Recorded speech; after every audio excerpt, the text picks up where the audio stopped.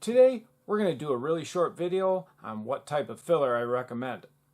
To be completely honest, and I'm probably going to get some negative comments, but it really doesn't make a difference to me at all. I buy the cheapest gallon of filler I can find on the internet or at local stores. In other words, there's really no such thing as a filler that lasts longer and doesn't shrink because none of them shrink, or make life wonderful because it sands so easy. It's good to keep in mind that they're all made basically of the same materials. They all hold up just the same. They all sand relatively the same, and if you work in a body shop, they're going to provide middle-of-the-road basic filler, not something expensive or fancy. That being said, a couple I've been using lately is this gallon.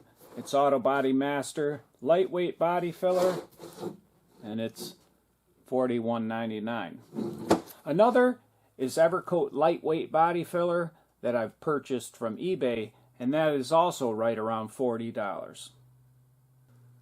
There is a difference when it comes to regular filler and fiberglass reinforced filler.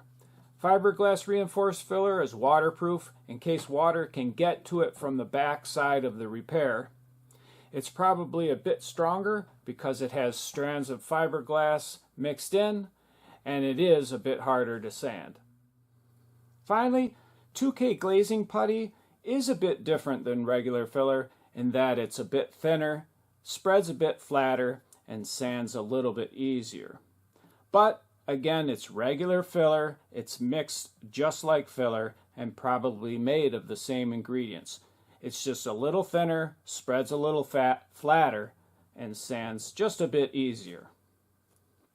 In conclusion, if you're wondering what type of filler to use, I suggest finding an inexpensive filler that's easily available, because honestly, to me, they're really all the same. I hope you enjoyed this very brief video on what filler I recommend. If you did, and you'd like to get my latest videos, don't forget to hit the subscribe button.